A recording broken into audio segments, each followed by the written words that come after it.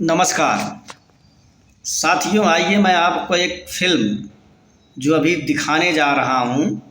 यह कोई फ़िल्म चलचित्र नहीं है। यह इसका नाम है लैंडलॉर्ड्स एंड क्या है एंड द ब्रिटिश राज, और इसके लेखक हैं थॉमस आर मेटकल्फ। ये उत्तर Bharat, north Indian in the 19th century, university of California press से छपी है और यह लॉस एंजलिस लंदन दोनों के पार्टनरशिप से।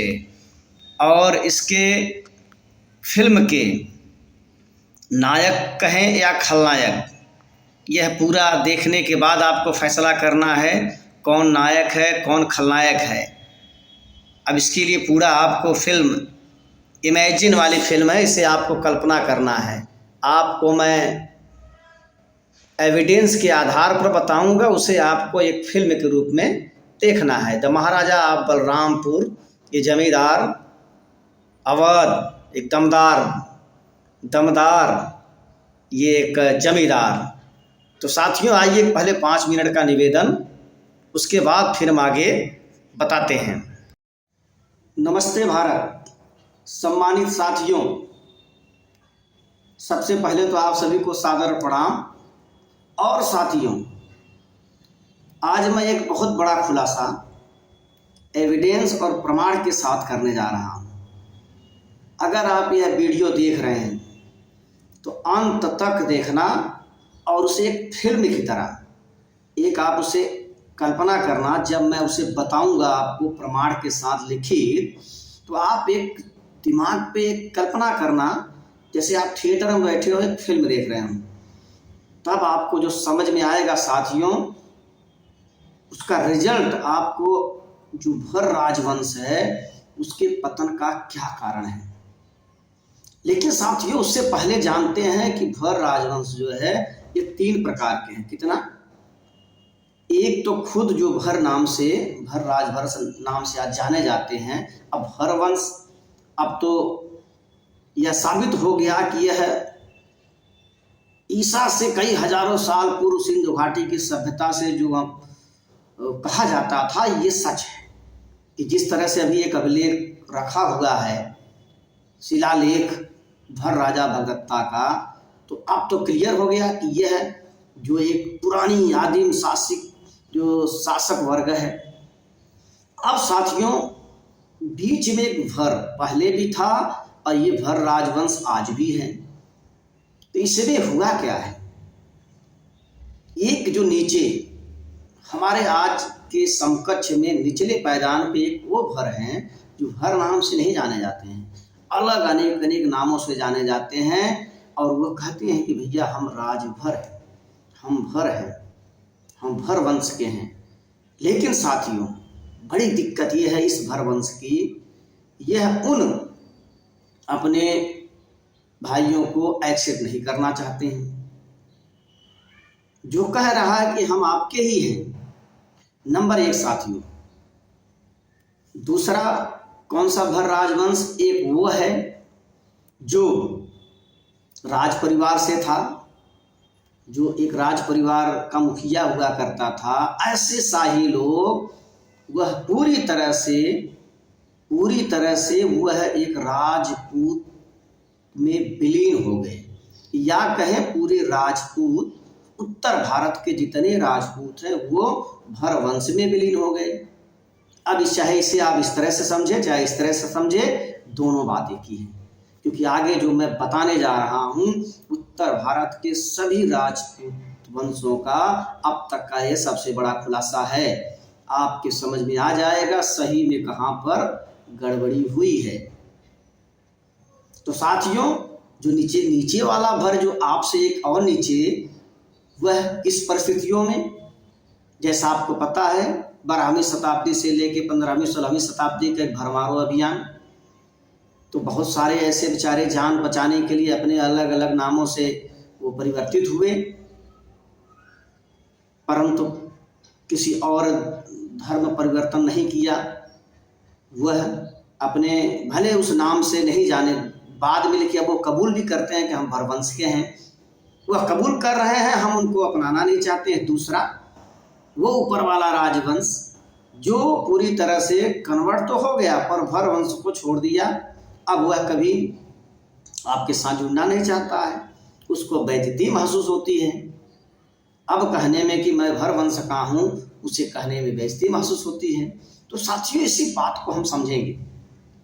और बहुत ही लगभग 100 साल पहले आज से एक अंग्रेज राइटर ने बड़े ही मार्मिक ढंग से आपके ऊपर एक पुस्तक लिखी है, जो लॉर्ड लैंड और लैंडलॉर्ड और ब्रिटिश राज, नॉर्थ वेस्टर्न जो उत्तर भारत है, ये उत्तर प्रदेश कहा जाता है, ये उन्होंने उसका एक विवरण दिया है, कैसे राजपूतों का उन्होंने पता लगाया है कि इनका मुस्लिमों से क्या संबंध था, और बाद में यह किसके साथ जुड़कर कैसे इनकी वंशावलियाँ जो है कहाँ कहाँ बनी, कैसे बनी, बहुत ही बार वो आपके ऊपर, किसके ऊपर लिखी गई है, टोटली भरवंश के ऊपर। तो साथियों, चलिए आगे हम आपको बताएंगे, पर यह पूरी स्टोरी आप एक फिल्म की तरह देखना। साथियों, पूरा वीडियो अंत तक आप देख लेंगे, आपको समझ में आ जाएगा कि आपके पतन का क्या कारण रहा है। तो साथियों, चलिए ज़्यादा न बोलते हुए आगे, हो सकता है आधा घंटा लगे, परंतु इस आधे घंटे में बहुत कुछ क्लियर हो जाएगा। तो चलो साथियों, आगे हम एविडेंस, साक्ष्य, प्रमाण के साथ में जो आपको बताने जा रहा हूं, आप वहां चलते हैं। तो साथियों, चलिए हम शुरुआत करते हैं। जैसा कि इसका नाम लैंडलॉर्ड्स एंड ब्रिटिश राज, आगे आप देख रहे हैं इसके जो this volume is sponsored by the ये दो centre for south and south east Asia study, ये यूनिवर्सिटी ऑफ कैलिफोर्निया ब्रेकली। साथियों, यह जो इसका उत्तर और साउथ ईस्ट एशिया का एक स्टडी अध्ययन किया गया है यूनिवर्सिटी कैलिफोर्निया से, ये वहाँ से इसका स्पॉन्सर है। अब साथियों, आइए आगे बढ़ते हैं। जैसा मैंने पहले बताया था, लैंडलॉर्ड्स और ये बलरामपुर के महाराजा। अब साथियों आइए, जैसा इसे भी मैंने पहले बताया था आपको, एंड द ब्रिटिश राज, इसके लेखक का नाम आप ऊपर देख रहे हैं, थॉमस आर मेटकल्फ, और यह स्पेशली उत्तर भारत के लिए लिखा गया है।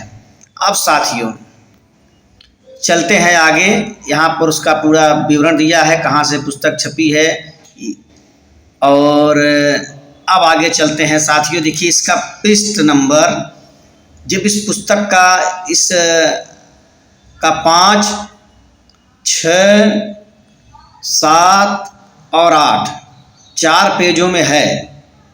तो साथियों थोड़ा समय तो लगेगा, उम्मीद है आप समय दीजिए, मज़ा आएगा आज। साथियों चलिए हम शुरुआत करते हैं। अब यहाँ से आप इमेजिन करना शुरू करिए, ग्रामीण समाज की संरचना। यह परिचयात्मक अध्याय संक्षेप में राजपूत समाज के प्रारंभिक संगठन की जांच करेगा। अर्थात कहा जा रहा है कि राजपूत समाज के प्रारंभिक संगठन की जांच करेगा, जो कबीले की संस्था या विस्तारित पितृवंशी वंश समूह के बारे में केंद्रित है। जो कबीले की संस्था और उसके जो पितृवंशी जो उसका समूह के बारे में केंद्रित है, और इन आक्रमणकारियों और उन अन्य विजेताओं दिल्ली के मुस्लिम शासकों के बीच संबंधों का पता लगाएगा।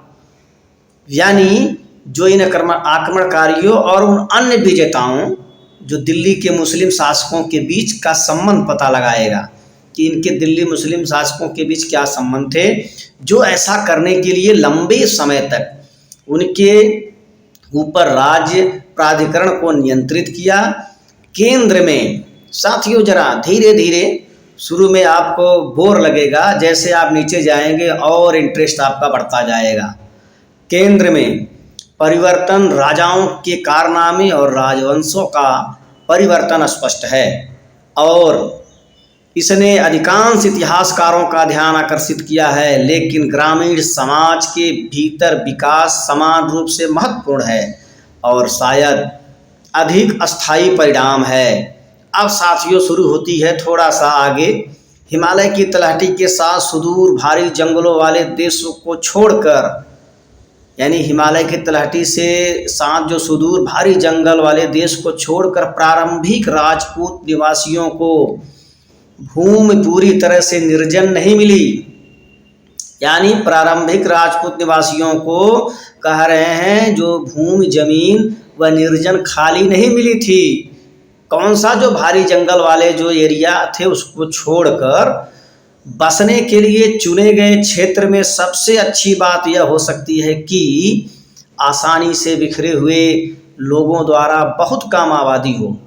उन्नाव के दीक्षितों का ऐसा अनुभव था जब उन्होंने 13वीं सदी की शुरुआत में जिले में प्रवेश किया तो किसी भी प्रतिरोध का सामना नहीं करना पड़ा। अब आगे उदयभान उनके प्रमुख ने सई नदी के तट पर उपजाऊ भूमि, अब यहाँ पे दीक्षितों के बारे में कहा जा रहा है कैसे उन्होंने अपना एक वहाँ पर मुकाम हासिल किया। अब आगे आबादी वाले क्षेत्रों में वर्चस्व की लड़ाई आमतौर पर स्वदेशी शासकों, जिनके बारे में बहुत कम जानकारी है, के साथ लड़ाई नहीं होती है बल्कि आक्रमणकारियों के छोटे शाखाओं द्वारा घुसपैठ तोड़फोड़ की एक खींची हुई प्रक्रिया होती है। अब साथियों चलिए आगे, यहाँ से शुरू हो रही कहानी। उदाहरण के लिए पूर्वी अवध में कई सबसे बड़े राजपूत कबीले अपने पूर्वजों को अब देखिए साथियों यहाँ से शुरू होता है पूर्व अवध का भाग। कह रहे हैं व्यक्ति बरियार सिंह के रूप में, बरियार सा अलग है, बरियार सिंह अलग है, के रूप में वापस खोजते हैं। राजपूत लोग एक बरियार सिंह के रूप में अपने को वंश को खोजते हैं जो सुल्तानपुर में चले गए। कौन सा सुल्तानपुर? वही कुशभवनपुर जो पूरी तरह से भरवंश का शासन था। शायद 13वीं शताब्दी के अंत में, 13वीं शताब्दी के अंत में मध्य द्वाब में मैनपुरी से पहले से स्थापित चौहान बस्ती से अब ये वहाँ चले गए। लेकिन कहाँ से पता लगाते हैं? मैनपुरी, जो मैनपुरी इटावा मैनपुरी से स्थापित चौहान बस्ती से पता लगाते हैं। अब आगे मैनपुरी का भी क्या संबंध है, सारा चीज़ यहाँ पे उन्होंने लिख दिया है। अब साथियों उनके चार बेटे से राजकुमार कौन? ये बरियार सिंह, राजकुमार, बचगोती, रजवार और हसनपुर के खानजादा वंश आते हैं। अच्छा, एक बरियार सिंह से कितने? देखिए यहाँ पर 4 नाम, राजकुमार, बचगोती, रजवार और हसनपुर। ये सारे सुल्तानपुर में आपको पता है, सारे सुल्तानपुर में ये आपको खानजादे और ये वंश आपको मिल जाएंगे। आगे देखते जाइए और कल्पना करते जाइए जिन्होंने 14वीं शताब्दी के दौरान फैजाबाद, सुल्तानपुर, प्रतापगढ़ जिलों में पर्याप्त भूमि का अच्छा दावा किया था। 14वीं शताब्दी के दौरान आपको पता है वही एक समय था जो भरवंश का एकदम। अब आगे साथियों चलिए समझते जाइए। राजपूत परंपरा कभी कभी कबीले के संस्थापक को सैन्य कौशल के बजाय, देखिए इसलिए मैंने यहाँ पे इसको मार्क किया हुआ है। साथियों बहुत ध्यान से सुनिए, बहुत ही ये पॉइंट अब तक का सबसे बड़ा खुलासा है राजपूतों के ऊपर, और सही मायने में समझ में आएगा जैसा मैंने बताया था कि राजपूत परंपरा कभी कभी कबीले के संस्थापक को सैन्य कौशल के बजाय छल से शक्ति प्राप्त करने का भी प्रतिनिधित्व करती है। कह रहे हैं सैन्य और अपने कौशल से नहीं, अपने भुजा बाहुबल से नहीं, छल और शक्ति से प्राप्त करने का भी प्रतिनिधित्व करती है। कैसे? आगे देखिए उन्हें, अब आगे कहानी शुरू हो रही है। उन्हें भरमुखिया के साथ सेवा करते हुए चित्रित किया गया है। कौन? यह किसी ने नहीं किया है बल्कि इन्हीं वंश, राजपूत वंश के उत्तर भारत के लोगों ने जब ये कहीं से कोई बोलता हम यहाँ से आए, बोलते हम यहाँ से आए, तो ये कहाँ गए, आगे क्या कहानी बता रहे हैं कि भर मुखिया के साथ सेवा अर्थात उनके यहाँ एक नौकरी करते हुए उन्हें चित्रित किया गया है। और आगे या उसे अपनी बेटी को शादी में देना, किसको, वो भरवंश के मुखिया को। अब भरवंश का मुखिया कौन है, कहीं आपको मिलेगा नहीं, इनके कहानियों में भरवंश के मुखिया गायब हैं। इसीलिए तो मैं बता रहा हूँ साथियों, समझिए कहानी कहाँ से गड़बड़ हुई है। शादी में देना अपनी बेटी को, किसको, अपनी बेटी को शादी में देना।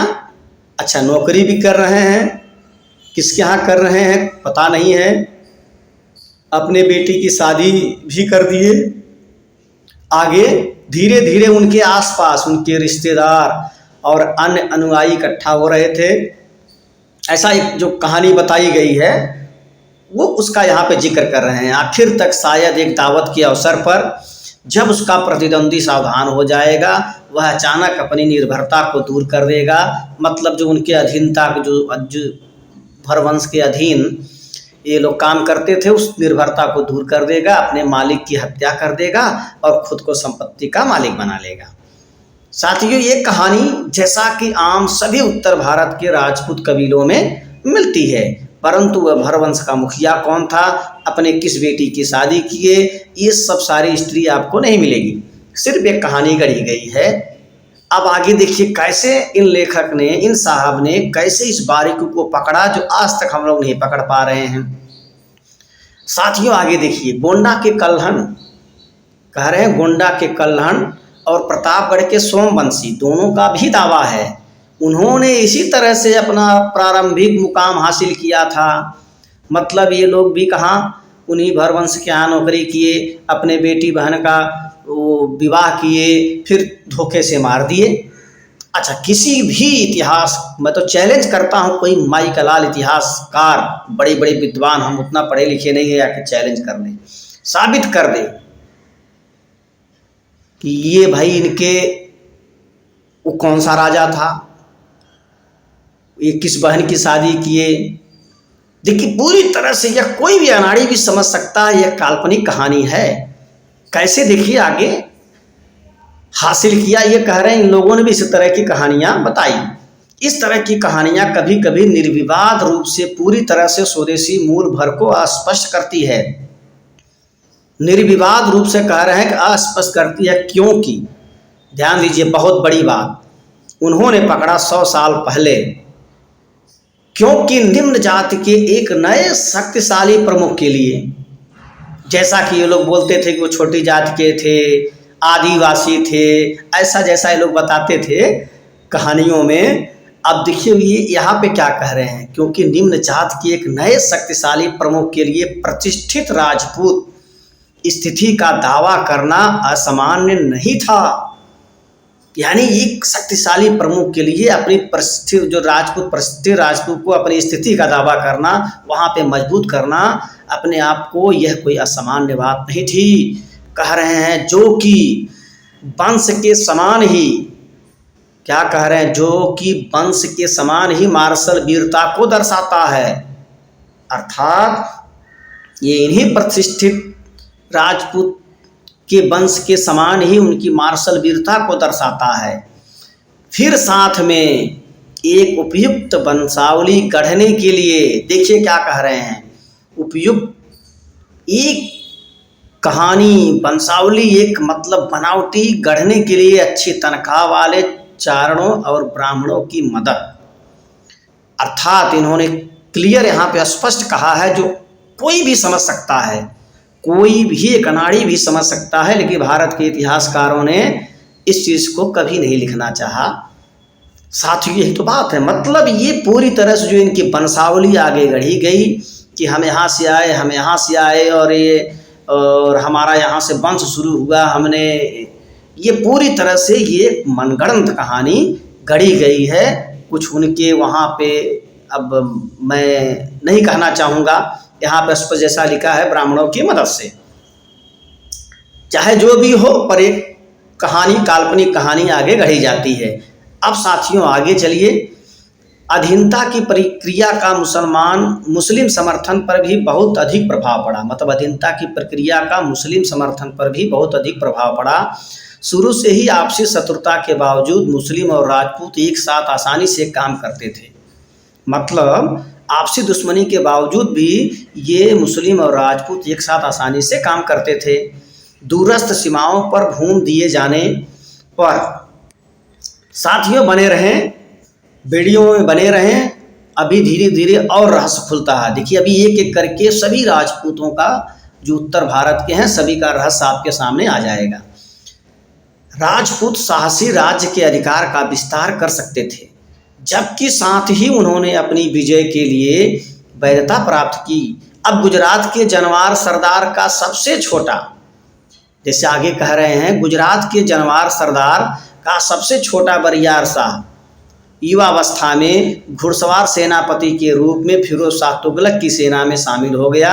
1374 में क्षेत्र के माध्यम से एक शाही मार्च के बाद सुल्तान ने युवा राजपूत पर पूर्वी बहराइच में व्यवस्था बहाल करने का आरोप लगाया। जैसे वहाँ पे व्यवस्था फैली हुई थी, अब किसको? भरों के खिलाफ यह कार्य इतनी सफलता से के साथ पूरा हुआ कि देखिए बहराइच की बात आ रही है, ध्यान दीजिए साथियों।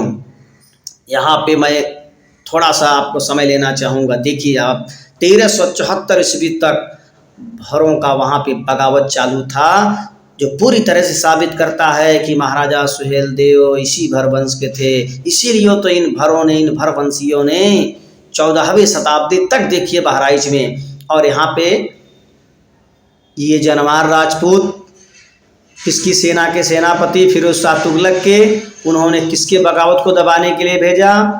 भरों की बगावत को व्यवस्था बहाल करने का आरोप लगाया। कह रहे हैं ना, भरों के खिलाफ यह कार्य इतनी सफलता के साथ पूरा हुआ कि बरियार शाह को पूरे इलाके के नियंत्रण से पुरस्कृत किया गया, जिसे उसने भरों को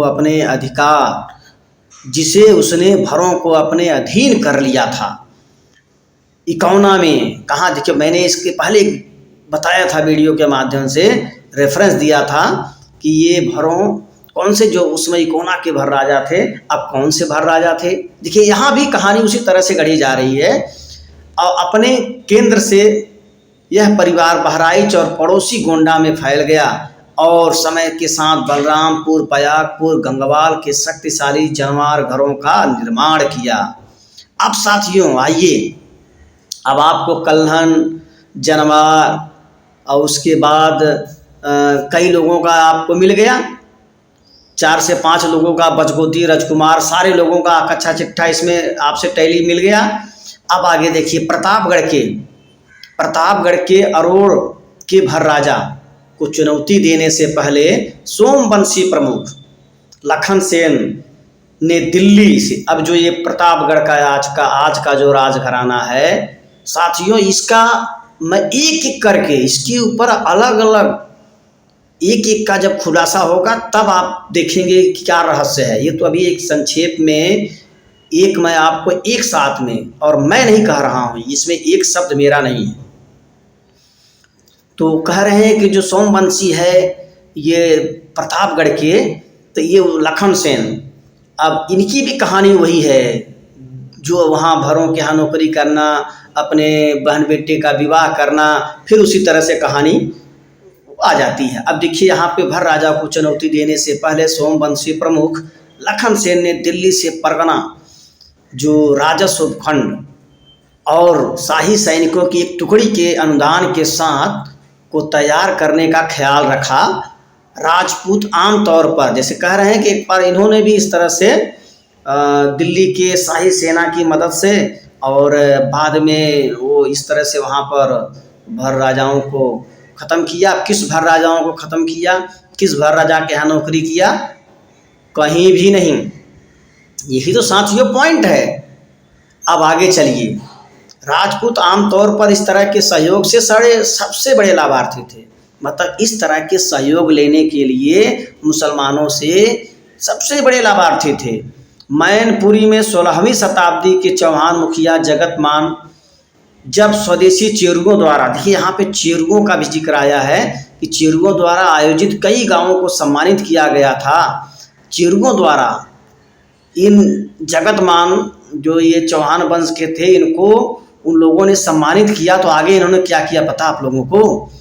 जिन्होंने लंबे समय तक शाही सरकार की अवहेलना की, मतलब ये चेरू लोग जो शाही मुसलमानों के, मतलब जैसे ये लोग भी नहीं उनको लगान वगैरह देते थे, तो उन्होंने न केवल उन पर अपना अधिकार जताया बल्कि पास के भो गांव के कायस्थ के सहयोगियों से जुड़ गए, सभी महापुरुष महिलाओं बच्चों का नरसंहार किया और उसके साथ फिर बाद में अपने अपने आश्रितों को बसाया। साथियों इस तरह से तो कहानी है, क्या बताएं। अब चलिए आगे संदर्भ के रूप में यहाँ पर आप देख सकते हैं, एक दो नहीं बहुत सारी यहाँ पे उन्होंने पुस्तकों का जिक्र किया है, गजेटियर का जिक्र किया है, कहाँ कहाँ से उन्होंने इस चीज़ को टैली किया है। अब साथियों आगे कह रहे हैं मैनपुरी में नई राजधानी, इस किले की दीवार के नीचे एक शहर बसा जो बाद में जिले को अपना नाम देने वाला था। यहाँ तक कि भर स्वदेशी जनजातियों के अधीन होने के बावजूद, देखिए भर स्वदेशी, आपको स्वदेशी साहब ने कहा है, ये विदेशी थोड़ी थे साहब, ये भी जनजाति ही थे, राजपूत कोई जाति नहीं। यही सब तो देश में एक गुत्थी है साथियों, यही एक खेल है। आइए, भर स्वदेशी जनजातियों के अधीन होने के बावजूद शुरुआती राजपूत बसने वालों को अभी भी पड़ोसी कुलों आक्रमणकारियों के नए शाखा के साथ जमीन और सत्ता की तलाश में संघर्ष करना पड़ा। कभी कभी पहले के उपनिवेशवादी देर से आने वाले अलग या अधीनस्थ करने में सक्षम थे, जैसे कि इटावा में जो जहाँ 13वीं, ये साथियों जो बता रहे सब आपके साथ, यह जो यहाँ पे बताया जा रहा ये स्टोरी सारी आपके साथ जुड़ी हुई है, यहाँ किसी और के साथ नहीं जुड़ी हुई है।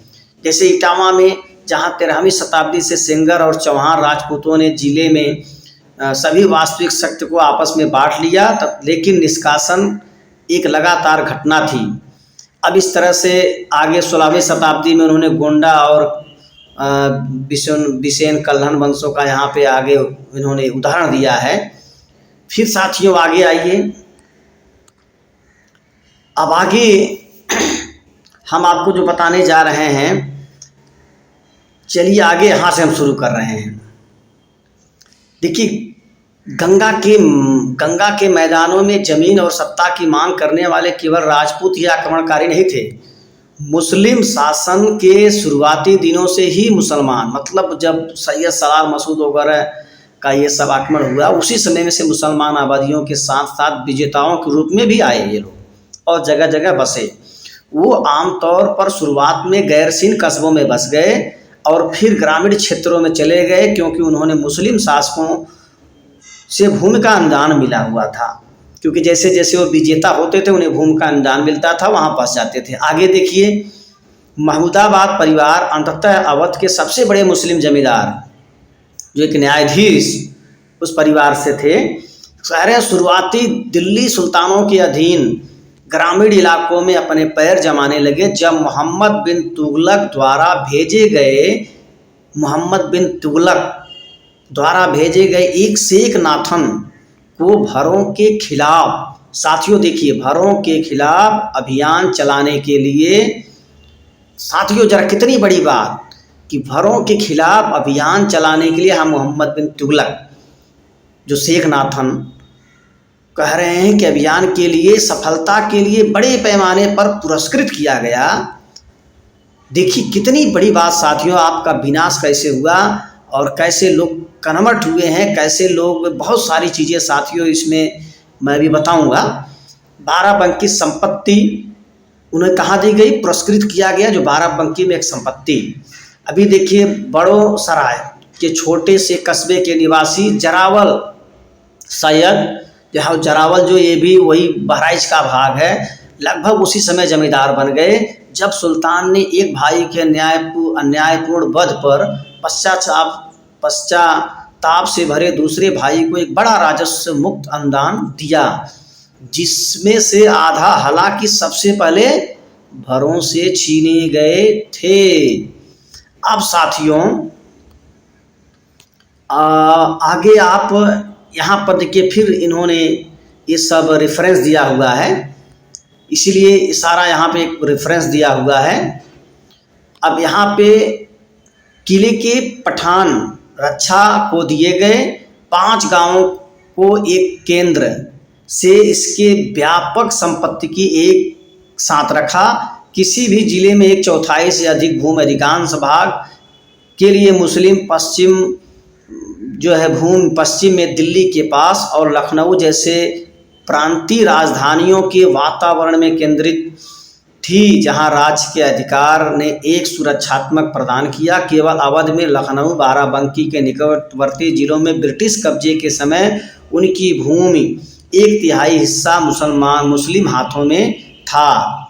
अन्यत्र जैसा कि प्रतापगढ़ में राजपूत वंशों द्वारा नियंत्रित भूमि के साथ मुस्लिम समझौता मानिकपुर में शाही सरकार के सीट के तत्काल आसपास के क्षेत्र तक ही सीमित थी। मतलब कह रहे हैं ये सब सारे जो मुस्लिम समझौतों के साथ ये इनकी जो सरकार और इनकी संपत्ति सीमित थी। अब साथियों चलिए मैं आपको थोड़ा सा विश्लेषण इसका बता देता हूं। तो साथियों अभी जो आपने पूरा एक एविडेंस सुना, क्या समझ में आया आपको? ये कल्हन वैश्य नहीं, कल्हन आपके सोमवंशी, आपके चाहे वो चौहान वंश के जितने भी लोग थे, या आपके मतलब कुल मिला जुला के इसमें जितने भी उत्तर भारत की, इसमें आगे रैकवार, आपके कनपुरिया, इसमें आपके जो बचगोती अमेठी, ये सारे के सारे लोग क्या हो रहा है, एक सिर्फ काल्पनिक कहानी कि भर वंश के मुखिया के साथ ये वहाँ नौकरी करते हैं और फिर अपनी बहन बेटी की शादी विवाह करते हैं, फिर धोखे और छल से मार देते हैं, फिर आगे इनकी वंशावलियाँ चलने लग। लेकिन उसके पहले का इन्हें वंशावली पता नहीं है, आगे की वंशावलियाँ इन्हें पता है, लेकिन जिस भर प्रमुख के साथ में नौकरी की, किस बहन बेटी का विवाह हुआ, उनका आगे क्या हुआ, सिर्फ अब इससे क्या सिद्ध होता है? इससे यह सिद्ध होता है इसके पहले कोई ऐसा ना वंश था, ये सारे वंशावली के नाम से क्या हुआ है, जो भरवंश, ऐसे भरवंश अर्थात ये इसी नए नए वंशों में अपने आप को विलीन कर लिए, और जो भरवंश जिन्होंने बगावत की उनका खात्मा कर दिया गया, और उन्हीं का नाम आता है। जिनका खात्मा किया उनका कहीं कहीं नाम आता है, और जिन लोगों ने एक दूसरे के साथ रोटी बेटी का संबंध निभाकर राजपूत वंश में विलीन हो गए या नए नए नामों से अपने आप को अपनी पहचान बना ली, वो अपने आप को अपने भरवंश से अपने आप को दूरी बना ली। अब साथियों अब मैं इससे अधिक कुछ नहीं कहूँगा, आप समझ सकते हैं। एक ऊपर वाला भर कौन, एक बीच में जो आज भी आप हो, यही भरवंश हमेशा से लड़ता आया। अब बिना इन्हीं भरवंश के सभी उत्तर भारत के राजपूतों का भारत का इतिहास अधूरा है। सारी वंशावली आपने, किसी की वंशावली किसी को नहीं पता है, 12वीं सदी के बाद किसी को अपनी वंशावली नहीं पता है, सब महाभारत रामायण काल में चले जाते हैं। कहीं से भी जाएंगे बिना भरवंश के सारे लोग अधूरे हैं। अब एक एक करके चलिए आगे, मैं आ रहा हूँ लेके गढ़वाल वंश का, तब आपको समझ में आएगा एक करके। उसके बाद तब मैं सोमवंशियों का रखूंगा, पूरी स्टोरी रखूंगा, और प्रमाण के साथ और तर्क वितर्क के साथ। साथियों अगर समय जो भी लगा है, अगर आपको लगता है कहीं नहीं यह बात लोगों तक पहुंचनी चाहिए, तो साथियों शेयर करें, अधिक से अधिक शेयर करें, और हमारे इस चैनल जो स्टोरी ऑफ डार्कनेस है उम्मीद है इसे भी आप जुड़ें और द भारतभर राजभर फाइल से जुड़ें, ताकि मैं इसी तरह आपको तमाम ऐतिहासिक जो एक अंधकारमय इतिहास के रूप में जाना जाता है वो आपके बीच में प्रकाश में करने के लिए रखता रहूं। धन्यवाद, प्रणाम, नमस्कार, जय भारत।